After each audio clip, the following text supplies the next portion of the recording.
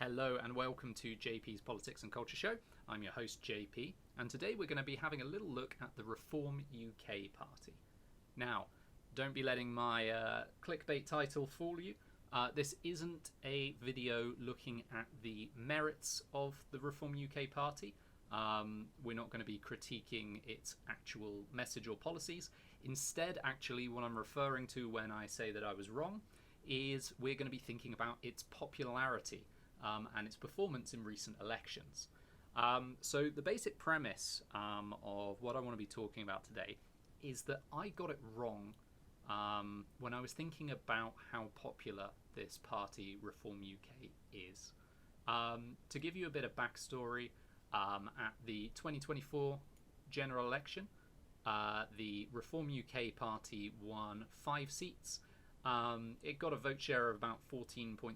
It was quite a low turnout election compared to previous, and they received 4.1 million votes.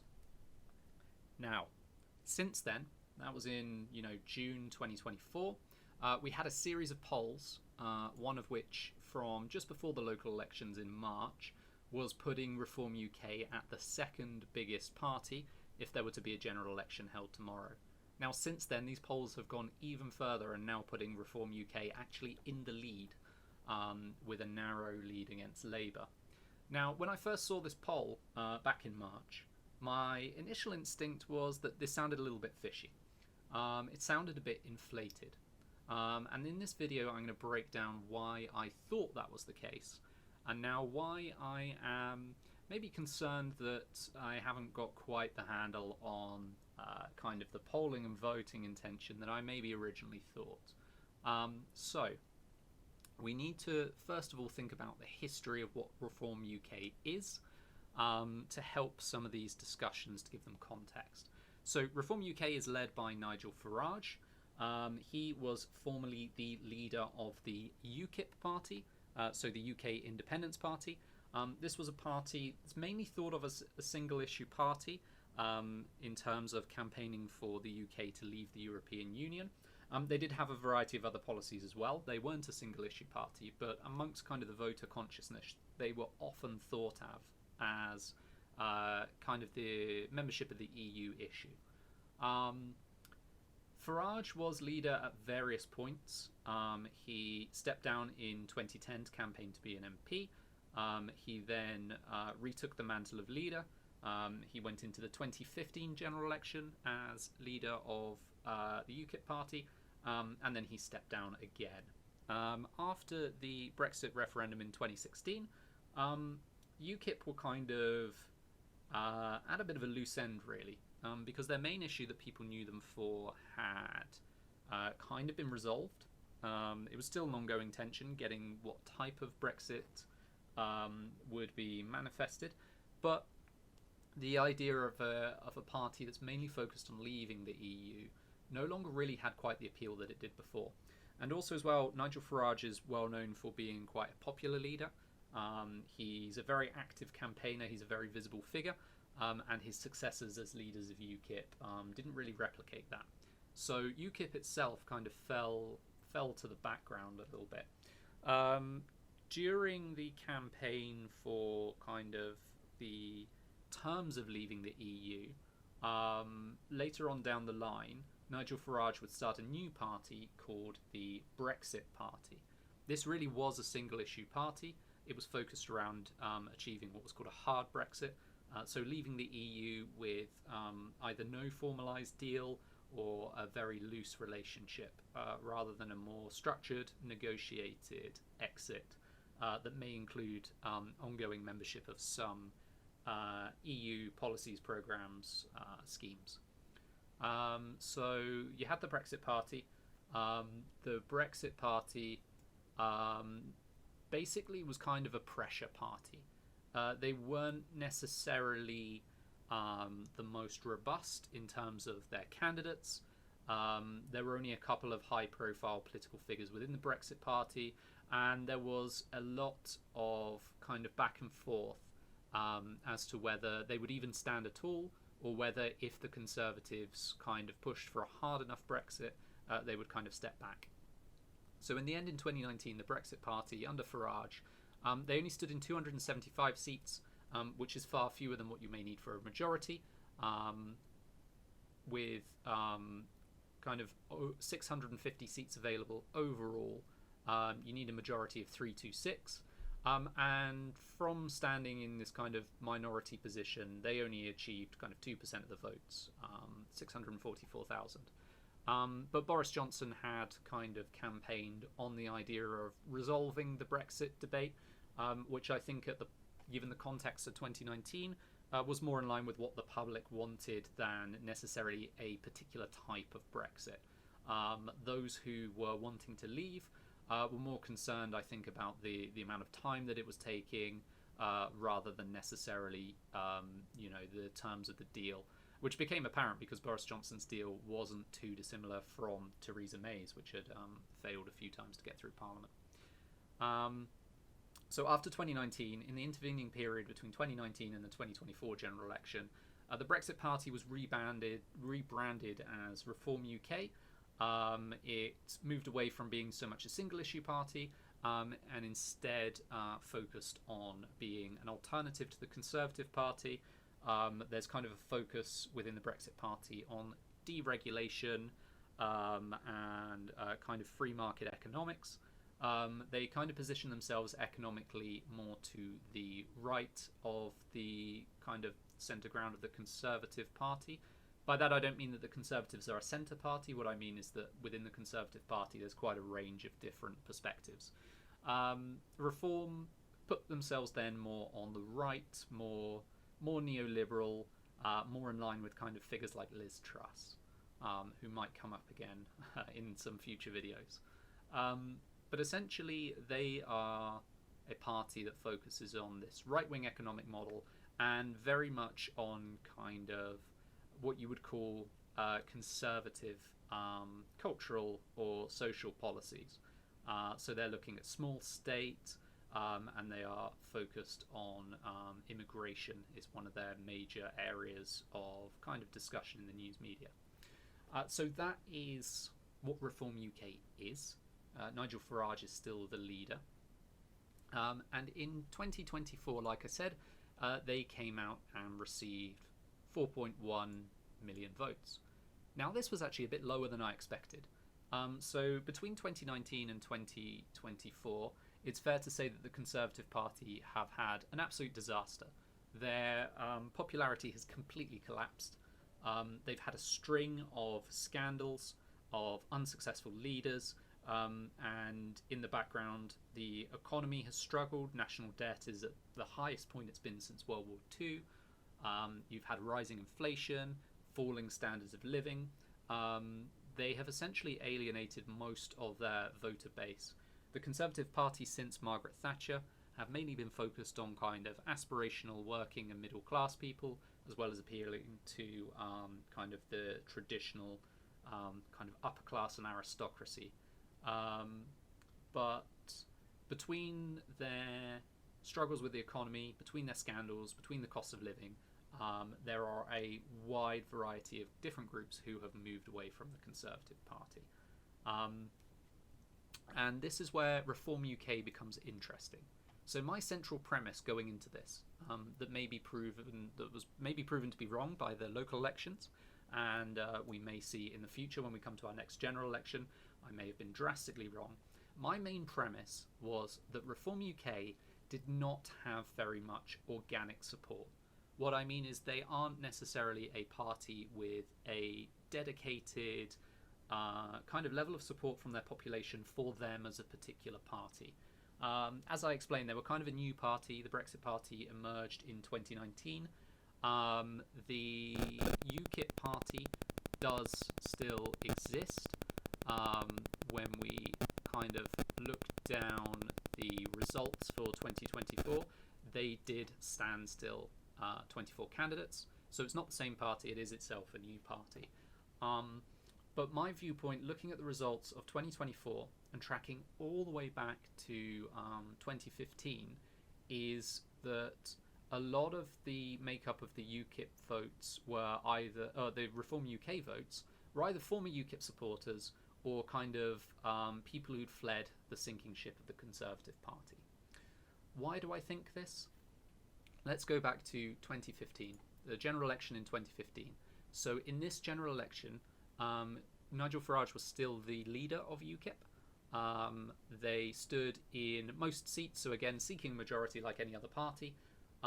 They won in that election 3.8 million seats. So you'll see, actually, that's not very far off at all from what they achieved in the current election. In fact, it's kind of within a margin of about 10% of what Reform UK, I should say, received in the 2024 general election. Meanwhile, in 2015, to give you the context, David Cameron was campaigning on the idea of undertaking a referendum on membership of the EU. So you could say that quite a lot of people who may have potentially supported UKIP, potentially some Leave voters, have come over to the Conservative Party for this. But even so, they only won quite a slim majority. They got about 11 million votes, 11.3 million votes, which actually, compared to their historic wins, their performance subsequent to that, is actually still quite a low number of voters. There's not this sort of extraordinary amount of support. And that's kind of reflected in their results in seats. So they won a majority, but they won a slim majority of about 4 or 5 seats.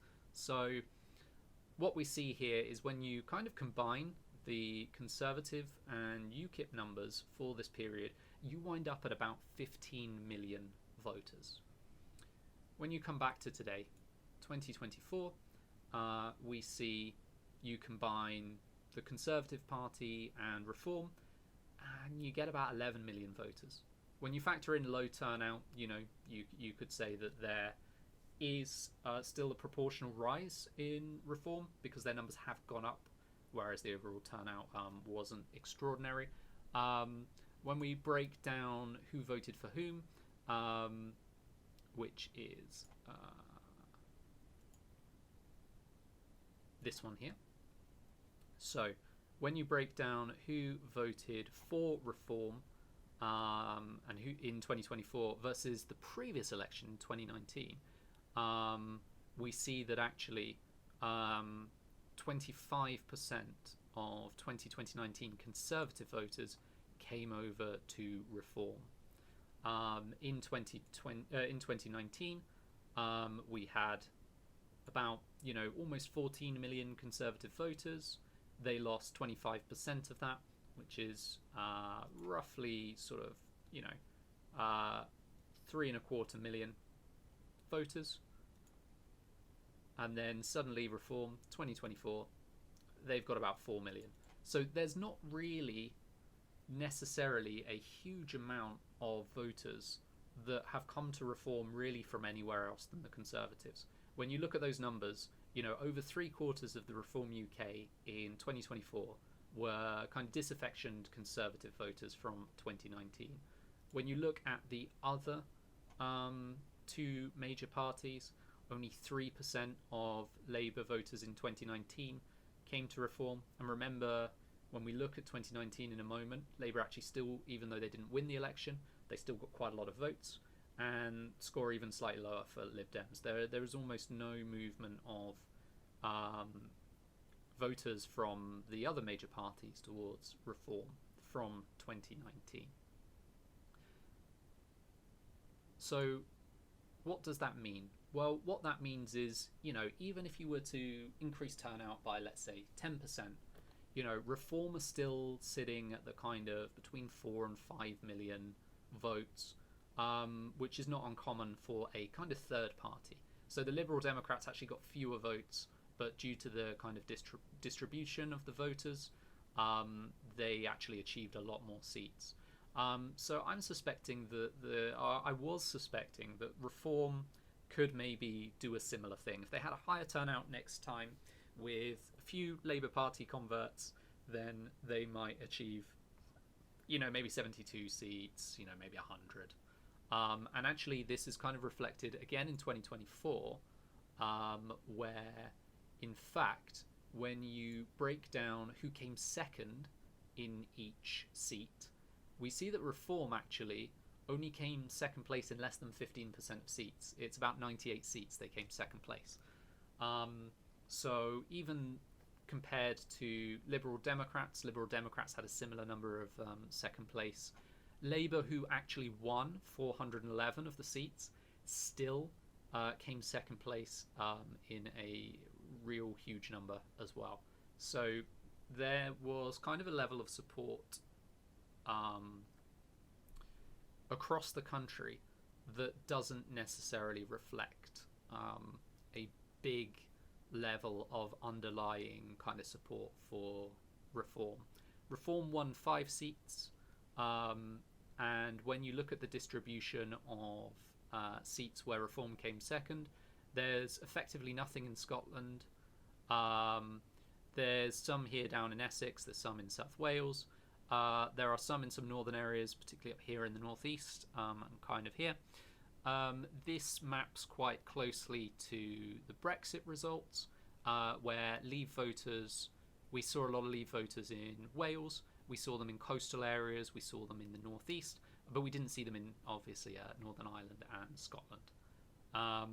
So Reform, as we were going into the local elections, my suspicions were, actually, even though they might be polling quite well, even though they maybe performed in terms of votes better than expected in 2024, essentially in terms of votes coming in third place, I'm still thinking there isn't really a lot of reserve support for Reform. That if maybe voters were to flee the Labour Party, actually quite a lot of them might be looking more towards maybe Liberal Democrats, maybe even back to Conservatives, or maybe to local parties. But when we get to the local elections, which happened in March of this year, we see that Reform won quite a lot of council seats. The biggest loser of the night was the Conservatives, which is to be expected. So this is the first local election since the general election, so an opportunity once more to punish the Conservatives. You could look at the numbers and see that the numbers of Reform once again still went up kind of in line with the Conservatives. However, it's a bit more nuanced than that. When you look at the distribution of the seats, it wasn't just a straight swing from Conservative to Reform. There were Labour seats that went Reform. There was a bit more of a complicated change. But actually, across this election, Reform achieved more like 30% of the vote share, rather than that kind of 14. They'd effectively doubled their vote share. Now, not all councils were standing for election, so there is potentially a bit of nuance to think about when you look at the distribution of the votes. A bit like in the general election, it tended to be sort of Midlands, Northeast, coastal areas, once again a bit like Brexit, where the Reform UK had done a bit better. However, these are just the kind of overall council results. They also won some mayoral elections. They also won one MP by-election by only 6 votes, which is actually that's quite significant. And even if they didn't fully win, some of these councils, they did win more seats than they won overall councils. So what this maybe points to is that there is a bit more support for Reform than I originally anticipated. My viewpoint was, when you track back through the previous election results, looking at how UKIP did, looking at how kind of hard Brexit Conservatives did, you look at the movement of voters, there generally tended to be a bit of a theme that it's kind of the same kind of hard Brexit voters in certain areas of the country are kind of just bouncing between the Conservatives and Reform and UKIP, as it was previously. However, I think that there is a bit more underlying support than we have, or maybe that I had given credit for before, and that may lead to actually them performing better in the next general election. They're currently polling, like I say, this was from back in March. They're currently polling as the biggest party. I still find that difficult to believe. Um, Obviously, Labour, their polling has gone down significantly since the 2024 general election. The Conservatives have not rebounded. So those disaffected Labour voters have to go somewhere. And we did see a swing in 2019 where what was called the Red Wall, which is a lot of seats in kind of post-industrial towns and cities in the north, who had been previously continuous Labour voters, actually kind of changed towards the Conservatives. So it may be that some of the success of the Labour Party in some of the northern areas in 2024 may be looking to come back to a more kind of Brexit-focused party like Reform UK. It will remain to be seen. My line that I've been thinking for the next general election is really the results don't necessarily depend on how many people vote for Reform, but how many people vote for other parties and the distribution. We have seen over the years some really interesting election results that have really depended not so much on the winning party receiving a huge number of votes, but really where kind of everyone else voted. So in 2024, you could say that the Labour Party, it was a bit artificial that they got such a huge amount of seats, because actually their numbers, 9.7 million in 2024, compared to actually 10 million in 2019. So they actually lost votes, but due to the distribution and the fact that the Conservative vote collapsed, changed the electoral results. 2017, actually quite close, 13.6 versus 12.8 million, resulted in a slim majority for Theresa May. 2015, Labour scored about as well as they did in 2024, but again the Conservatives won a majority. So I think the real danger for Labour in 2025 is this number is already quite low. If it goes down, and there's any serious contention from Conservatives, Liberal Democrats, Reform, then rather than seeing quite a strong majority, I think we're heading for a hung parliament, and it will really depend on kind of where those votes are in what coalitions may emerge, because I could see Labour and Liberal Democrats being quite an obvious coalition for the more left. Not that we can really call them left, but compared to Conservative and Reform, more on the left. Whereas Conservative and Reform could make a pact. They are already arguing and debating about this now. It's kind of irrelevant what they say now, because it will really depend on how much they want to go into power at the time. But we could be in for a very interesting general election in 2019. So, to summarise, I was potentially wrong about Reform. I still don't necessarily think that they are as popular as the polls are saying.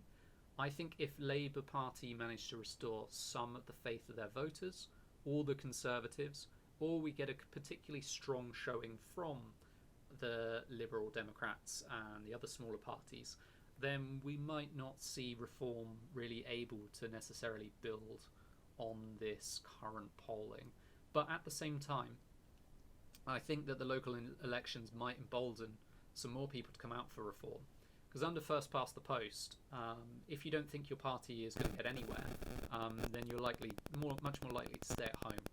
So maybe Reform UK, maybe there is some more support out there that will come out of the next election when they think they might be in with any kind of real chance. But we'll see. So that was my kind of viewpoint on where things have been. Let me know in the comments section how you think the next election might go.